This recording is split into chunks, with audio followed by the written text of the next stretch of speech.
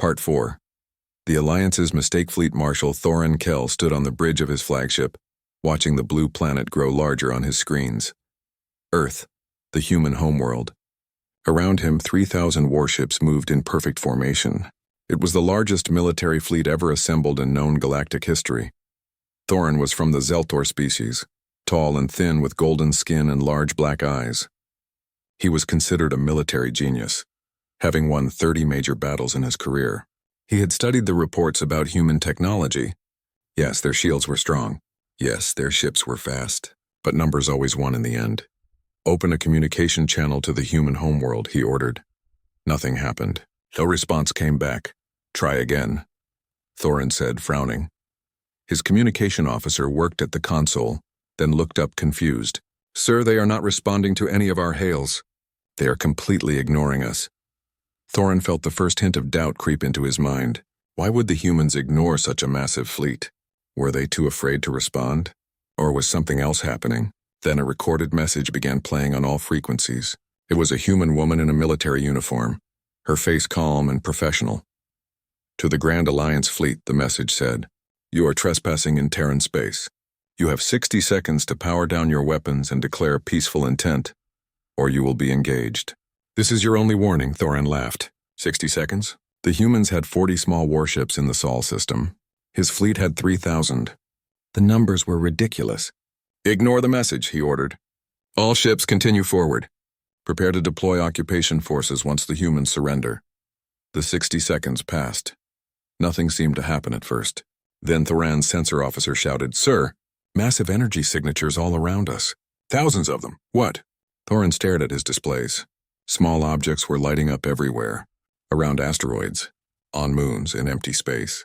They had been there the whole time, just invisible to his sensors because they were not active. "They are satellites," his officer said, voice shaking. "Weapon satellites. Thousands of them. They have been here all along."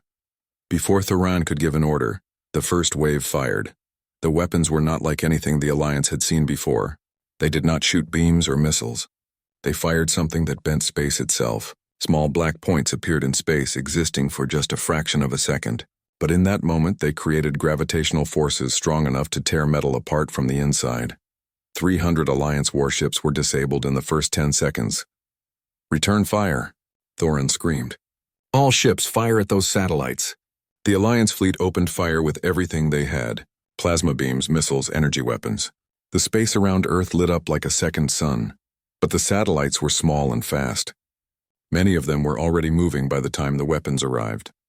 And for every satellite the Alliance destroyed, 3 more took its place.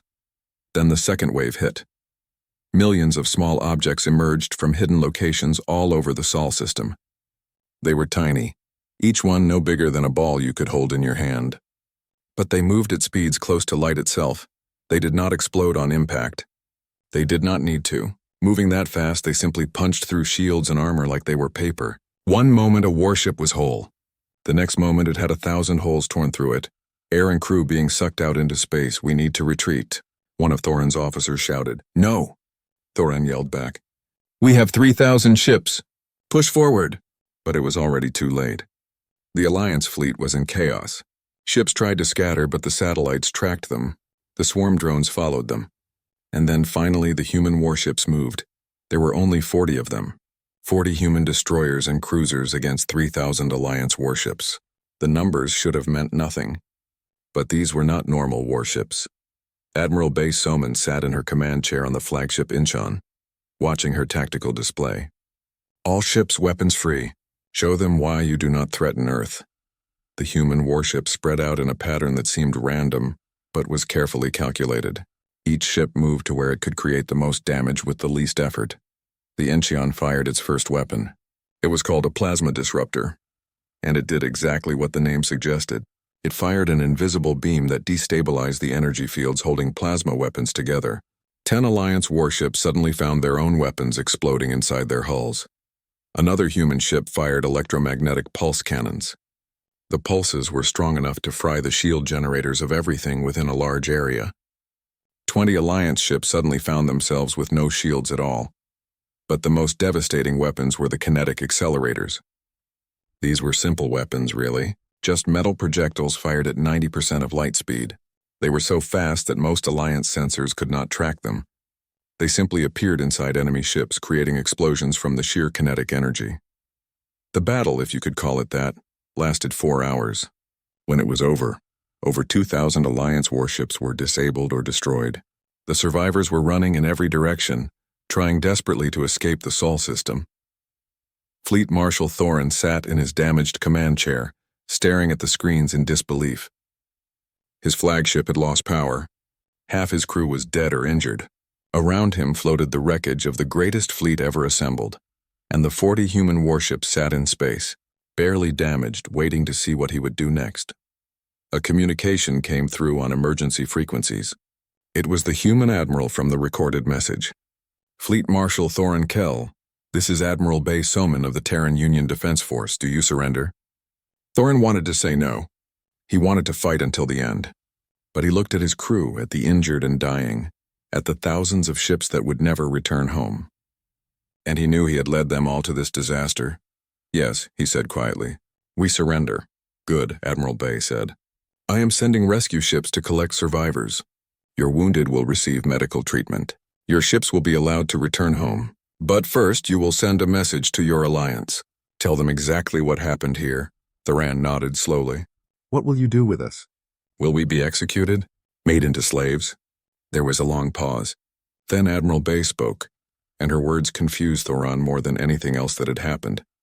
We will let you go home, she said. Take your survivors and leave. Tell the galaxy what happened here today, and tell them that if they want peace with humanity, the door is always open. But if they want war, now they know what that means. Thorin could not believe what he was hearing.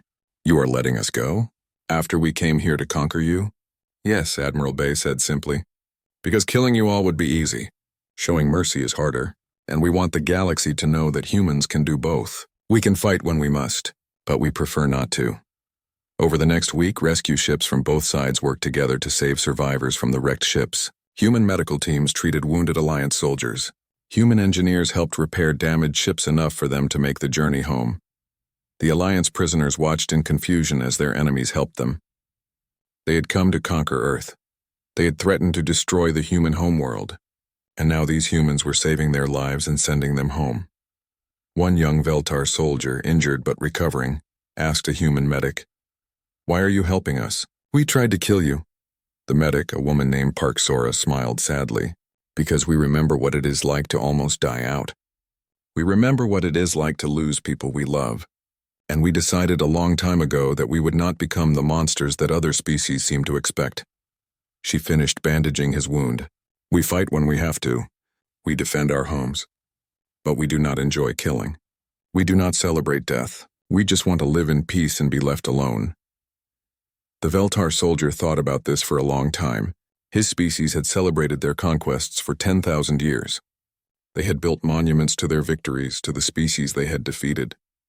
But these humans, who had just won the greatest military victory in galactic history, were not celebrating.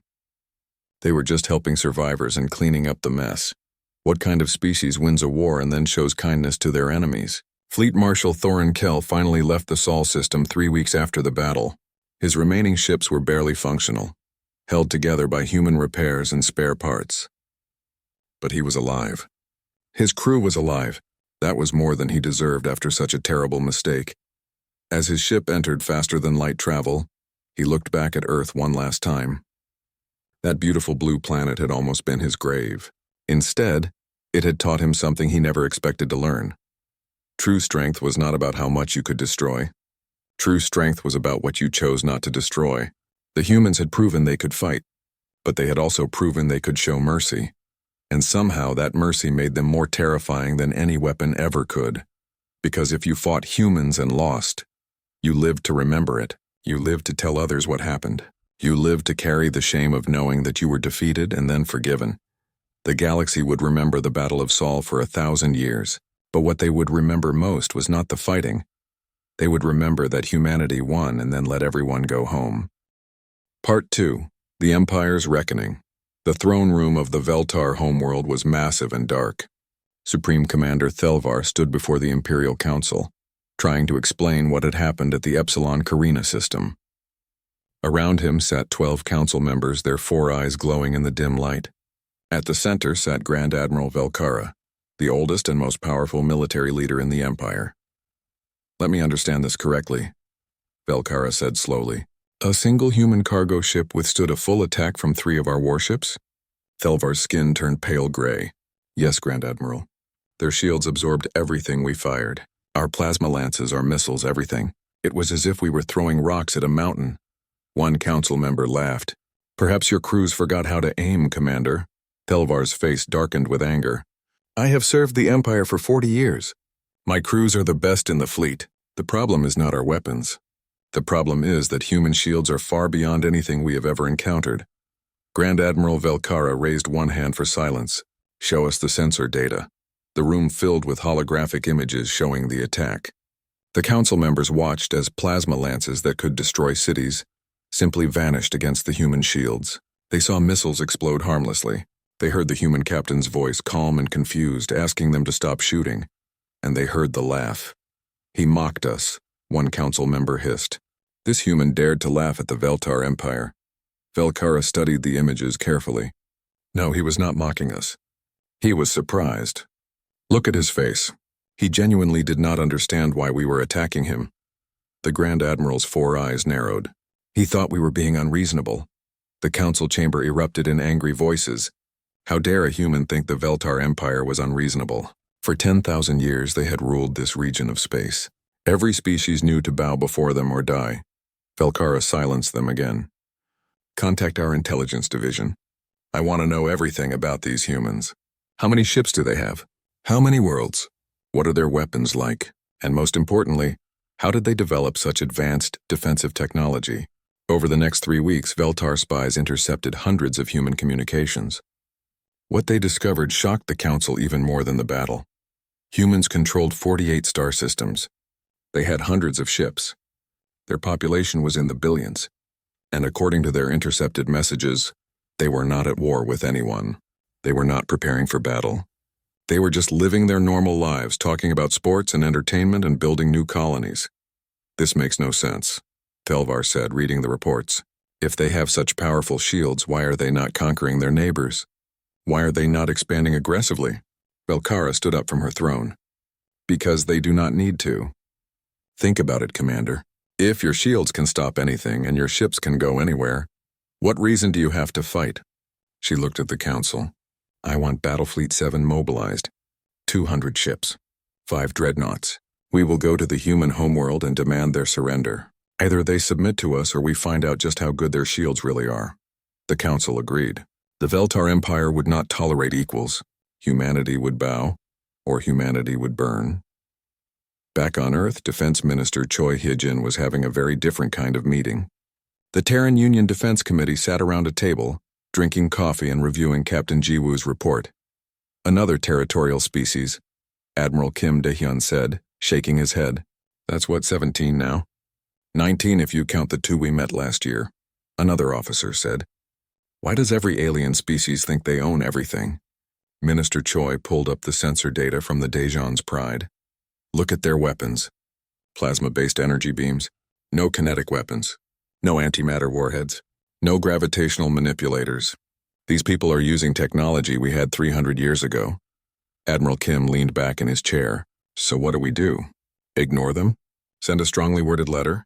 "We should talk to them," Minister Choi said. "Send a diplomatic ship with a military escort. Make it clear we want peace, but also make it clear that we can defend ourselves if needed." The committee voted. They would send the destroyer Busan with Commander Lee Nari in charge. Lee Nari was perfect for this job. She had handled first contact situations before. She was calm, smart, and very hard to anger. 3 weeks later, the Busan arrived at the edge of Veltar space. Commander Lee Nari sat in her captain's chair, looking at the 200 alien warships arranged in front of her. Her crew looked nervous, but she just smiled. "Open a communication channel," she ordered. A Veltar face appeared on the screen. It was Grand Admiral Velkara. The alien looked old and angry. "Human ship, you will surrender immediately. Power down your weapons and engines. You are now prisoners of the Veltar Empire." Commander Lee Nari kept her calm smile. "Grand Admiral, I am Commander Lee Nari of the Terran Union. I come in peace to discuss the incident between our peoples. There has been a misunderstanding. We have no interest in your territory. We simply want to open diplomatic relations and avoid future conflicts. Velkara's 4 eyes burned with rage. There is no misunderstanding. You entered our space without permission. You survived our weapons through some trick. And now you come here with one small ship and dare to speak of diplomacy? You will surrender or we will take you by force. Nari sighed. This was going exactly as she feared. Grand Admiral, please reconsider. We do not want to fight, but if you attack us, you will regret it. You have 1 ship. We have 200. Surrender now. Nari closed the communication and looked at her weapons officer. Do not return fire. I repeat, do not return fire. Activate all defensive systems and prepare for evasive maneuvers. The Veltar fleet attacked. 200 warships opened fire at once. The space between them and the Busan filled with plasma beams, missiles, and energy weapons. It was enough firepower to destroy a moon. The Busan's gravity well generator activated. Every weapon fired by the Veltar curved away harmlessly, bent by artificial gravitational fields. The human ship sat in the middle of the attack like a rock in a stream, completely untouched. Show them what we can do, Commander Nari said quietly. The Busan's engines fired. The destroyer accelerated from a standstill to 40% of light speed in 17 seconds. It flew around the entire Veltar fleet in a wide circle, then returned to its original position. The maneuver created gravitational shock waves that spun several Veltar warships like children's toys. On board the Veltar flagship, Grand Admiral Velkara grabbed her command chair to keep from falling. Alarms blared everywhere. Her crew shouted reports of damaged systems and injured personnel. What just happened? She demanded. The human ship moved, her sensor officer said, his voice shaking. It accelerated faster than any ship we have ever seen. The gravitational effects from its movement damaged 17 of our vessels. Velkara stared at the human destroyer on her screen. It sat there quietly, not moving, not attacking, just waiting. Commander Nari's voice came over the communication system. Grand Admiral, we did not return fire. We did not destroy your ships. We simply defended ourselves and showed you what our ships can do. Please, I am asking you again. Let us talk about this peacefully. There is no need for anyone to die today. For the first time in her long military career, Grand Admiral Velkara felt fear. Real fear. This human ship could have destroyed her entire fleet. It could have killed thousands of Veltar warriors. But it chose not to. It chose to show mercy. What kind of species has that kind of power and chooses not to use it? All ships stand down, Velkara ordered. Cease fire immediately. The Veltar fleet stopped shooting. The space between them and the Busan grew quiet. Commander Nari, Velkara said slowly, I will grant you a meeting. But first you must answer one question. Why did you not destroy us? You clearly have the power to do so. Nari's face appeared on the screen. She looked sad. Because destruction is easy, Grand Admiral. Any fool with a big weapon can destroy things. But building peace? That takes wisdom. That takes strength of a different kind. We came here hoping to make friends, not enemies. Velkara was quiet for a long time. Finally, she nodded. You may approach. We will talk. As the Busan moved slowly toward the Veltar flagship, Grand Admiral Velkara sat in her chair and thought about what had just happened. The Veltar Empire had ruled through fear and military might for 10,000 years. They had never met anyone who could challenge them until now, and these humans had not just defeated them. They had shown mercy. They had offered friendship even after being attacked. Velkara did not know if she should feel grateful or terrified. Perhaps both. Part 3. Humanity's secret news traveled fast in the galaxy. Within 2 months, every major civilization knew about the Veltar Empire's humiliation. The proud warriors who had ruled for 10,000 years had been defeated by a single human ship. Worse, they had been defeated without that ship even firing a weapon. The Torvan Collective was a group of 12 species who loved science and knowledge above all else. They heard about humanity and immediately wanted to know more. Who were these humans? Where did they come from? How did they get such advanced technology? The Torvan sent Ambassador Cortel to meet with human leaders.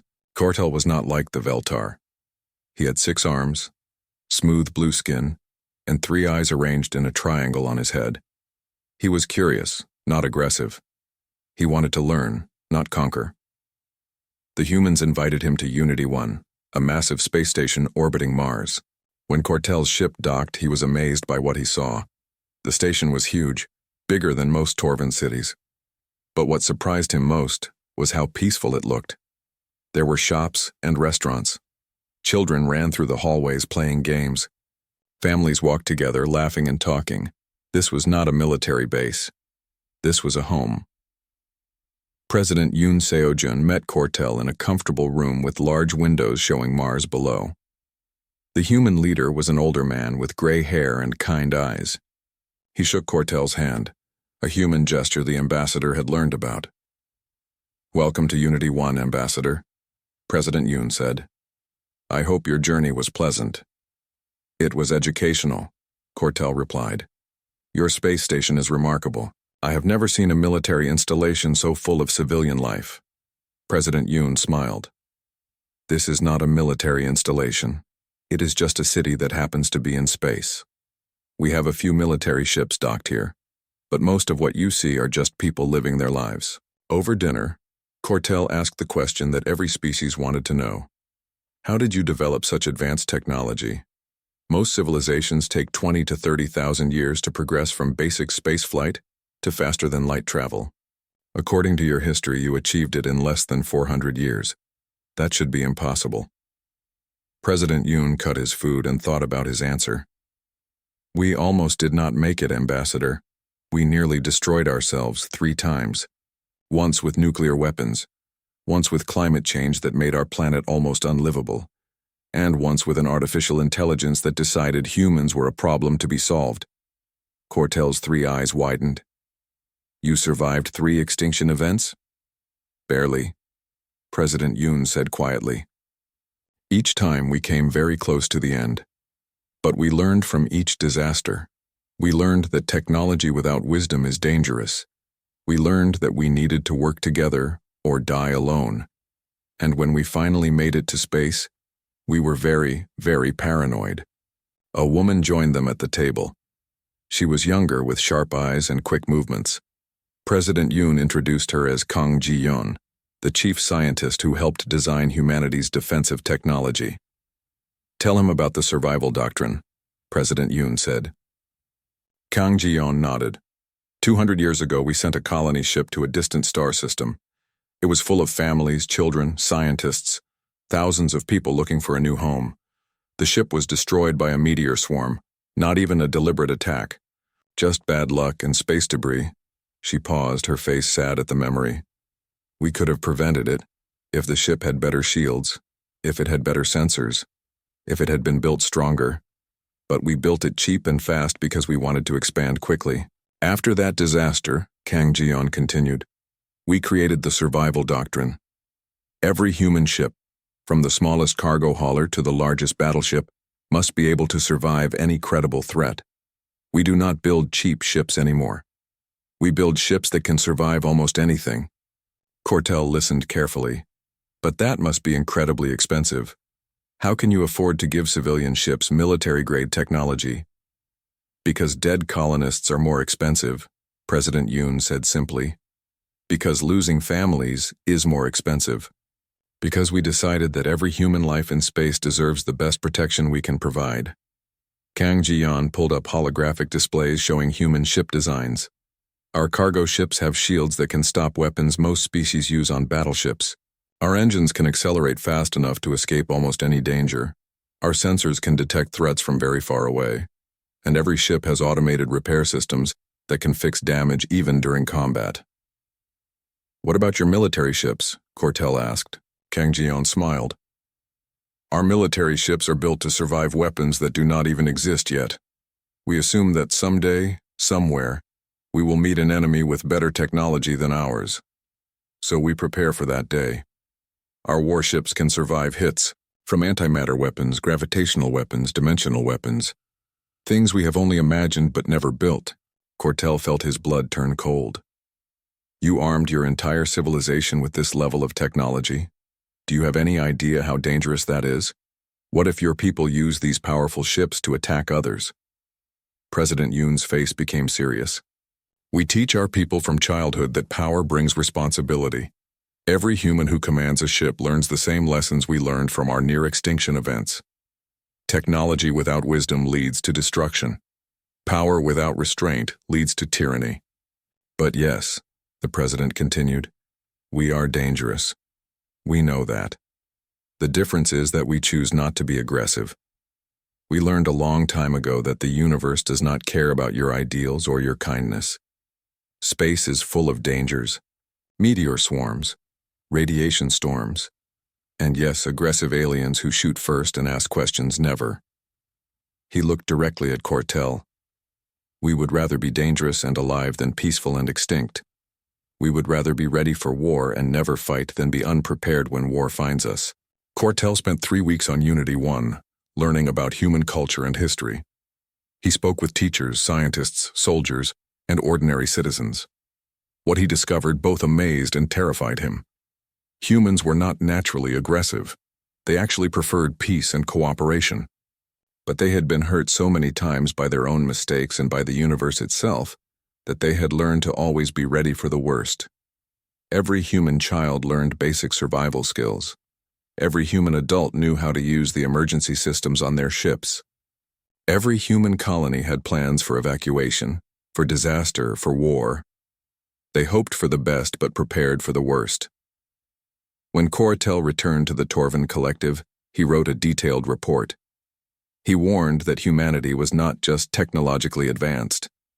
They were culturally prepared for conflict in ways most civilizations had abandoned after reaching space. They are peaceful, he wrote, but they are not harmless. They will offer friendship and trade.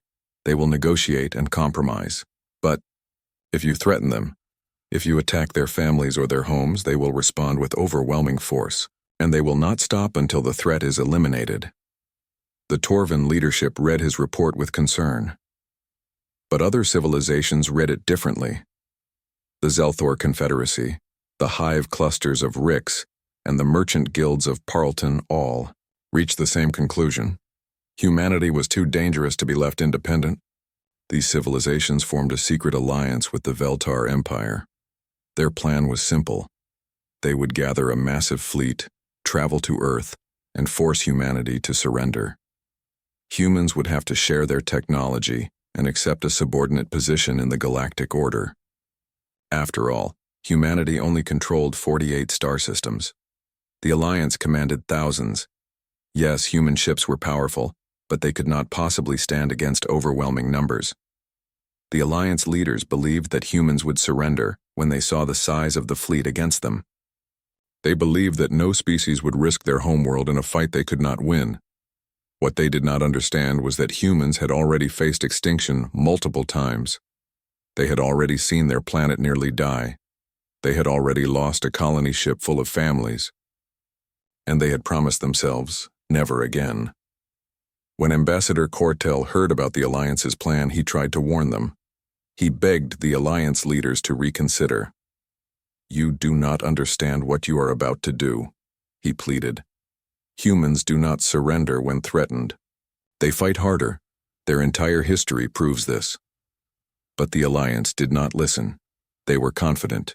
They were powerful. And they were about to make the worst mistake in galactic history. 3,000 warships began moving toward the Sol system. 3,000 ships carrying weapons designed to conquer worlds. 3,000 ships full of soldiers who believed they were about to force humanity to bow. On Earth, Defense Admiral Bae Soman watched the approaching fleet on her displays. She was a small woman with steel in her eyes. She had fought in border conflicts before. She had seen what war looked like. She pressed a button on her console. All defense platforms activate. All military ships, prepare for combat. Send the evacuation codes to all civilian stations. Her second officer looked at her. Admiral, should we send a message to the fleet? Try to negotiate? Bae Soman shook her head. They brought 3,000 warships to our home. They came here to threaten our families. There is nothing to negotiate. If they want to see what happens when you threaten Earth, we will show them. Part 1. First contact gone wrong. The cargo ship drifted through empty space like a tired bird looking for a place to rest. Captain Han Jiwoo sat in his chair on the bridge, watching the stars through the main window. His ship, the Dijon's Pride, was not fancy or new. It was a working ship that carried mining equipment and families to the outer colonies. Right now they needed to stop for repairs. Jiwoo looked at his navigation officer. "How long for the engine check?" 2 hours, Captain. Maybe 3 if we find problems." Jiwoo nodded. The Epsilon Carina system was empty according to their maps. No planets with life, no space stations, no other ships. It was a perfect place to stop and fix things without anyone bothering them. The year was 2847, and humanity had been traveling through space for 300 years. They had learned to be careful, but they had also learned that most of space was just empty and quiet. That changed in the next 5 minutes. The warning alarm made everyone jump. Park Min-ho, the chief engineer, looked up from his screen. "Captain, we have 12 ships coming out of faster-than-light travel. They are surrounding us." Jiwoo frowned. "What kind of ships?" "Military. Big ones. They look old but powerful." Before Jiwoo could respond, a face appeared on the main screen. It was not human. The creature had gray skin, 4 eyes arranged in a square pattern, and a mouth full of sharp teeth. It wore what looked like a military uniform covered in medals and symbols. "Attention, unknown vessel," the alien said. Its voice was deep and angry. "You have entered territory belonging to the Veltar Empire. This is a crime punishable by death or slavery. Power down your engines and prepare to be boarded." Jiwoo blinked. He looked at Park Min-ho, then back at the alien. "I'm sorry, but I think there's been a mistake. According to our star charts, this system is unclaimed. There are no beacons, no markers, nothing that says anyone owns this place." The alien's 4 eyes narrowed. "I am Supreme Commander Thelvar of the Veltar Imperial Fleet. We have ruled this region of space for 10,000 years. Your ignorance does not excuse your crime." Jiwoo scratched his head. This was strange. Usually when humans met new species, there was a lot of talking and trading of information. Sometimes there were problems, but nothing like this. "Look, Commander, we don't want any trouble. How about we contact my government and your government and they can work this out? We're just a cargo ship. We're not soldiers." Thelvar's face turned a darker shade of gray. "You dare to argue with me? You dare to treat the Veltar Empire as if we are equals to be negotiated with?" He leaned forward. "This is your final warning. Surrender now or be destroyed." Jiwoo felt a laugh bubble up in his chest. He tried to stop it, but it came out anyway. It was not a mean laugh. It was the kind of laugh you make when something is so strange that you don't know how else to react. "Destroyed? By what? We're a cargo ship with families on board. You're talking about destroying families over a parking spot?" The alien's face filled the screen. All 4 eyes were wide with rage. "You laugh at me. No one has ever dared to laugh at the Veltar Empire." He turned to someone off screen. "Fire a warning shot. Show these creatures what happens when they mock us." Jiwoo stopped laughing. "Wait, hold on." A bright red beam shot from one of the Veltar warships. It was huge, the kind of weapon that could probably destroy a small moon. The crew of the Dijon's Pride grabbed onto their chairs and prepared for the worst. The beam hit their shields and disappeared like water splashing on a rock. There was silence on the bridge. Park Min-ho checked his instruments. "Shields at 98%, Captain. Damage is minimal. Whatever they hit us with, it was not very strong." Jiwoo stared at the screen. The Veltar commander looked confused. Jiwoo opened the communication channel again. "Commander, please listen to me. We don't want to fight, but that weapon of yours barely touched our shields. If you keep shooting at us, someone is going to get hurt and it won't be us. Please, let's just talk about this." Thelvar turned purple with rage. "Full attack. All ships. Fire at will. Destroy them." 3 of the Veltar warships turned their weapons on the Dijon's Pride. Dozens of red and blue beams shot through space. Missiles launched from tubes along the sides of the alien ships. The humans watched as all of it crashed into their shields. The ship rocked a little bit. Some coffee cups fell over. One passenger in the back complained about spilling his drink. But that was all. Park Min-ho looked at his damage report. "Shields down to 92%, Captain. Automatic repair systems are already fixing the damage. At this rate, they could shoot at us for 3 days and still not get through. Jiwoo rubbed his face with his hands. This was supposed to be a simple cargo run. Now he had angry aliens trying to kill his ship with weapons that seemed to be from a museum. "Get me Terran Union Defense Command. We need to report this." While Park Min-ho set up the communication link, Jiwoo opened the channel to the Veltar again. "Commander Thelvar, I'm trying very hard to be polite here. Your weapons are not going to work on us. I don't know what kind of ships you usually fight, but human ships are built to survive almost anything.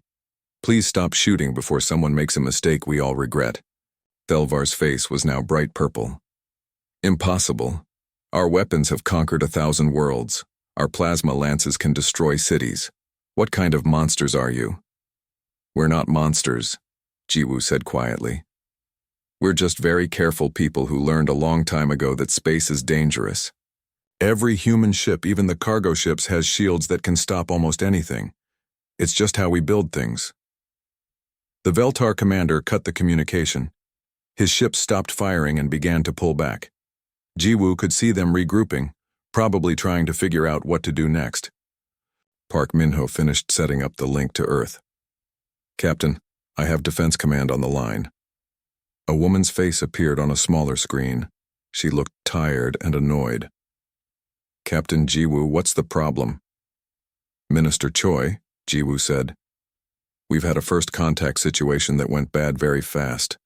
I need to send you all the data we collected on these aliens and their weapons." Minister Choi Hyejin sighed. "Another territorial species?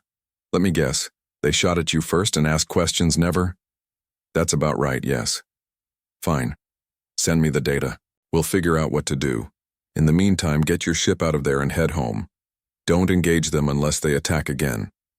The communication ended. Jiwoo looked at the Veltar ships on his screen.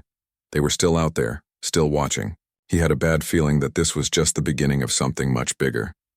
"All hands," he announced over the ship's speakers. "We're leaving. Park Min-ho, get those engines ready for FTL jump. We're going home." As the Daejeon's Pride powered up its faster-than-light drive, the Veltar ships did not try to stop them.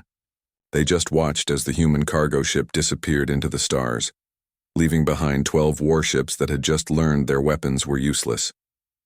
Supreme Commander Thelvar sat in his command chair, staring at empty space.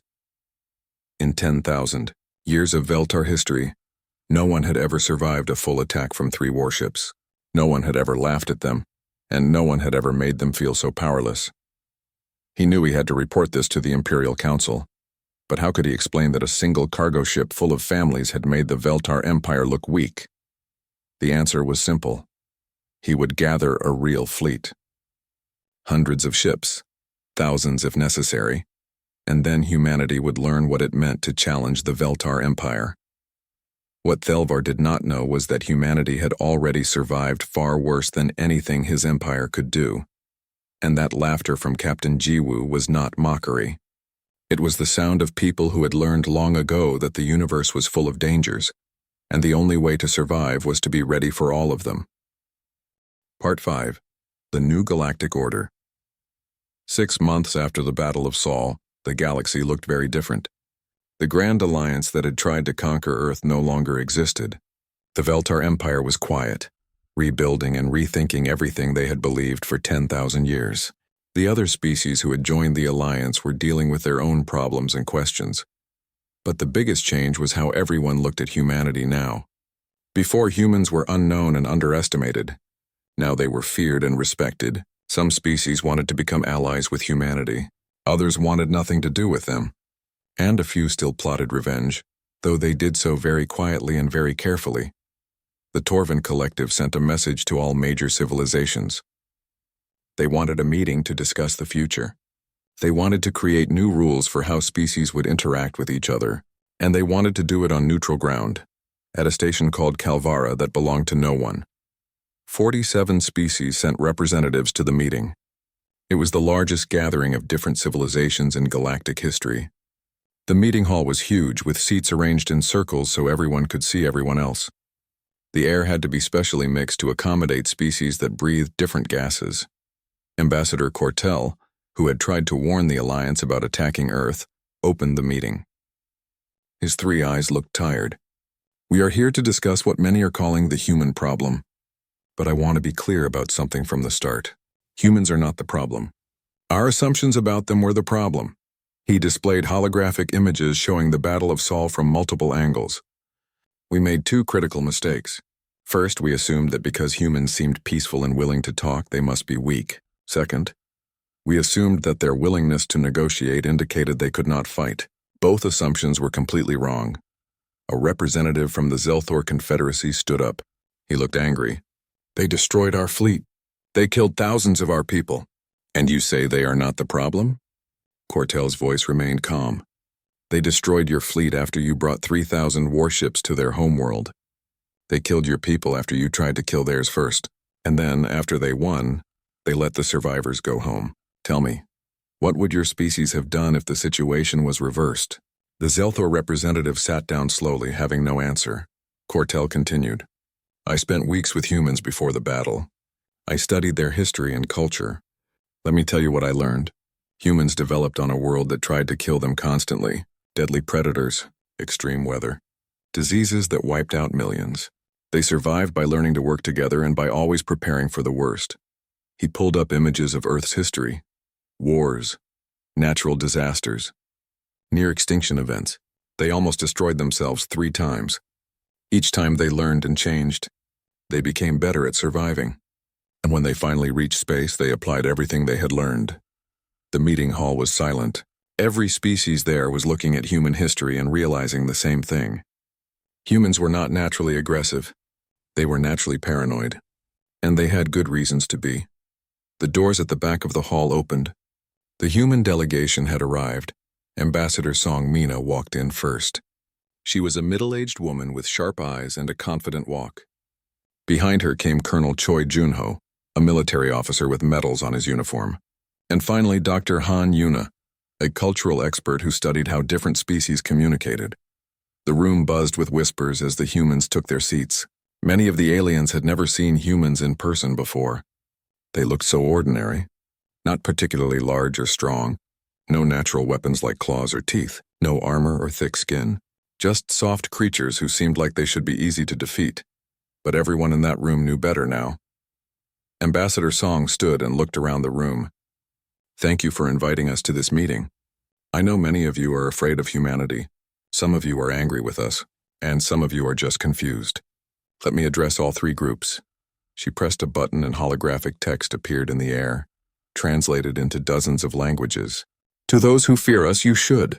Not because we want to hurt you, but because we can defend ourselves. We will not be victims.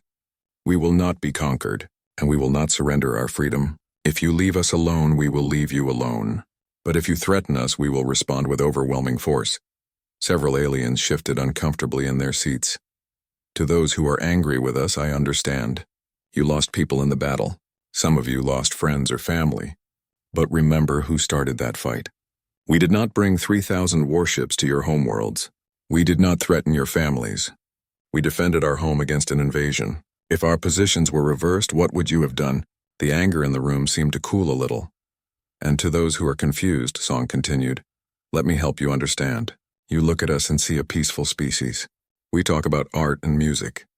We write stories and play games. We laugh and love and build beautiful things. And all of that is true. But it does not mean we are weak. Dr. Han Yuna stood and added, humans learned something important in our history. Being kind does not mean being helpless. Being peaceful does not mean being unable to fight. We choose peace because we know the cost of war. We choose diplomacy because we know that making friends is better than making enemies. But we will never choose to be victims. Colonel Choi Junho spoke next. Many of you have studied our military technology. You want to know how we developed such advanced weapons and defenses. The answer is simple. We assumed the worst and prepared for it. Every human ship is built to survive because we learned what happens when we build ships that cannot. Every human colony has evacuation plans because we remember what happens when you do not prepare for disasters. Ambassador Song took over again. We came here today to propose a new framework for galactic relations, a set of rules that every species can agree to follow. She displayed a document in the air. First, we propose that every species has the right to defend itself. No one should be conquered just because they are smaller or weaker. Second, We propose that disputes should be resolved through talking first, fighting last. Third, we propose that trade and cultural exchange should be encouraged between all species who want to participate. A representative from the merchant guilds of Parleton stood up. And what does humanity want in return for sharing your technology? Song smiled. We will share defensive technology with any species that proves they will use it responsibly. We will teach you how to build better shields, better sensors, better life support systems. But we will not share weapons technology unless you're facing a genuine threat and need help. Why? Asked a Veltar council member. Why share anything with us after what we did? Because we want to live in a galaxy full of strong, independent species, Song replied. We do not want to be the only powerful civilization. That would make us a target and force us to constantly fight. Instead, we want a galaxy where everyone can defend themselves, where everyone follows rules and where everyone benefits from peace. Over the next 3 weeks, the delegates at Calvara argued and debated and discussed. Slowly, a new set of agreements took shape. It was not perfect. Some species refused to sign. Others signed but kept plotting in secret. But most recognized that something had changed in the galaxy. The old way of ruling through fear and military conquest was dying. Humanity had proven that you could be powerful without being aggressive, that you could win wars without celebrating death, that you could show mercy to your enemies and still maintain respect. The Treaty of Calvara, as it came to be called, established new rules for galactic civilization. Species would respect each other's territory. Disputes would be resolved through diplomatic channels first. Technology would be shared with those who needed it. And any species that broke these rules would face consequences from all the others. 5 years passed. The galaxy changed in ways no one expected. Human defensive technology spread to dozens of species. Worlds that were once vulnerable to attack now had shields that could protect them. Colony ships that once feared pirates now traveled safely. Human medical technology saved billions of lives. Diseases that had plagued species for thousands of years were cured or controlled. Human entertainment became popular across hundreds of worlds. Aliens watched human movies, listened to human music, and read human stories. But more importantly, humanity's philosophy spread. Other species began to question their own military traditions. Why spend so much on weapons of conquest when you could build better defenses instead? Why fight wars when you could trade and cooperate? Why be enemies when you could be partners? Not everyone changed. There were still wars, still conflicts, still species that believed in ruling through strength. But now there was an alternative. Now there was proof that you could be different and survive. In a small restaurant on Mars called the Laughing Captain, Han Jiwoo served food to customers from a dozen different species. The old cargo captain had retired after his encounter with the Veltar Empire. He never expected his laugh to start a chain of events that would change the galaxy. One evening, a familiar face walked into his restaurant. Supreme Commander Thelvar, now serving as the Veltar ambassador to the Terran Union, had come for dinner.